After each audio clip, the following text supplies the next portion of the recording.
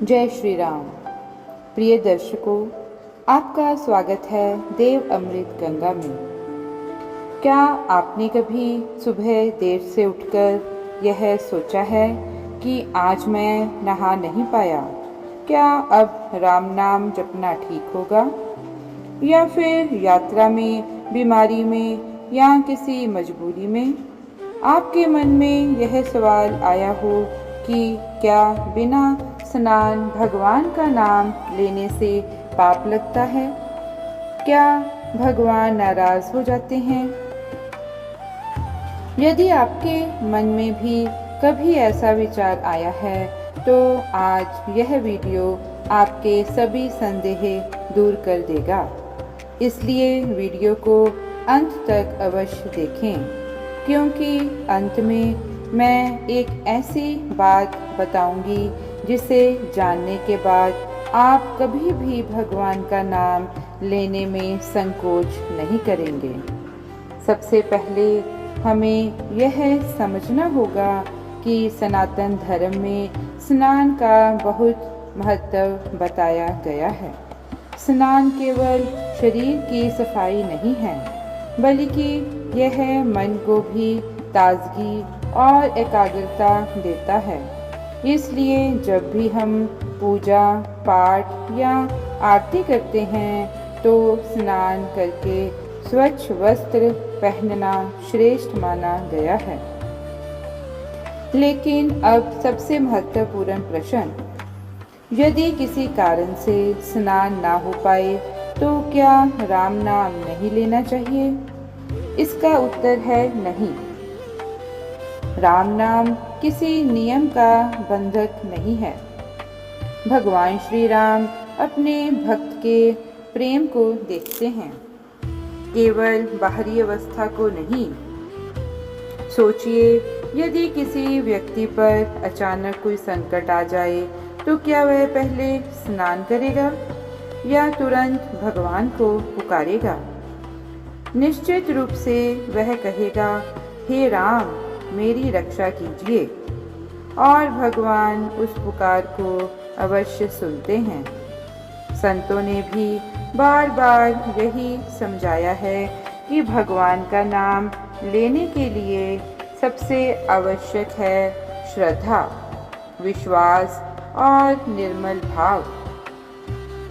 राम नाम स्वयं इतना पवित्र है कि वह मनुष्य के मन को भी पवित्र करने की शक्ति रखता है। अब एक और प्रश्न, यदि आप यात्रा में हैं, ऑफिस में हैं, स्कूल या कॉलेज में हैं, अस्पताल में किसी की सेवा कर रहे हैं या बीमारी के कारण स्नान नहीं कर पा रहे, तो क्या करें? ऐसी प्रत्येक परिस्थिति में आप बिना किसी संकोच के मन ही मन या धीरे धीरे राम नाम का जप कर सकते हैं, बल्कि कठिन समय में भगवान का स्मरण और भी अधिक करना चाहिए। अब एक महत्वपूर्ण बात, कुछ लोग कहते हैं कि बिना स्नान भगवान का नाम लेना ही नहीं चाहिए। लेकिन यदि ऐसा होता तो कोई बीमार व्यक्ति, वृद्ध व्यक्ति या यात्रा कर रहा व्यक्ति भगवान का स्मरण कैसे करता? भगवान तो करुणा के सागर हैं। वे अपने भक्त को कभी अपने नाम से दूर नहीं करते। हाँ, यदि आप विधिवत पूजा, अभिषेक, हवन या विस्तृत उपासना करने जा रहे हैं तो स्नान करके स्वच्छ वस्त्र पहनना अत्यंत उत्तम माना गया है।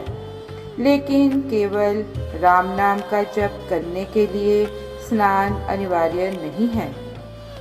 अब आइए एक सुंदर उदाहरण समझते हैं। मान लीजिए एक छोटा बच्चा खेलते खेलते गिर जाता है और रोते हुए अपनी माँ को पुकारता है। क्या माँ पहले यह देखती है कि बच्चा साफ है या गंदा? नहीं, माँ तुरंत उसे अपनी गोद में उठा लेती है। ठीक उसी प्रकार भगवान श्री राम भी अपने भक्त की पुकार सुनते हैं। वे यह नहीं देखते कि भक्त ने स्नान किया है या नहीं, वे उसके हृदय का प्रेम देखते हैं। लेकिन इसका अर्थ यह भी नहीं है कि हम आलस्य के कारण हमेशा स्नान करना छोड़ दें। स्वच्छता भी सनातन धर्म का महत्वपूर्ण अंग है। जहाँ संभव हो प्रतिदिन स्नान करें, स्वच्छ वस्त्र पहनें और फिर पूजा करें। लेकिन यदि कभी परिस्थिति ऐसी हो जाए कि स्नान ना हो सके, तो भगवान का नाम लेना कभी मत छोड़िए, क्योंकि जिस दिन मनुष्य भगवान का स्मरण छोड़ देता है, उसी दिन सबसे बड़ा नुकसान होता है। याद रखिए, स्नान शरीर को पवित्र करता है, लेकिन राम नाम मन, बुद्धि और आत्मा को पवित्र करता है। इसलिए संत कहते हैं कि चलते फिरते, उठते बैठते, काम करते, यात्रा करते और यहाँ तक कि मन ही मन भी भगवान का नाम लेते रहना चाहिए। कौन जानता है कि किस क्षण लिया गया एक राम हमारे जीवन की दिशा बदल दे। इसलिए यदि अगली बार किसी कारण से आप स्नान ना कर पाएं, तो यह सोचकर भगवान से दूर मत हो जाइए।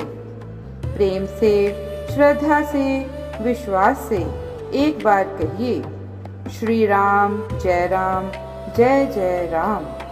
भगवान अवश्य आपकी प्रार्थना सुनेंगे।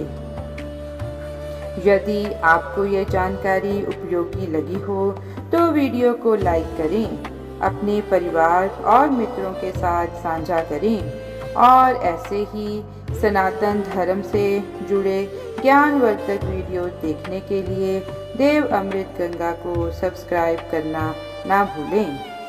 अंत में सभी मिलकर प्रेम से बोलिए, जय श्री राम।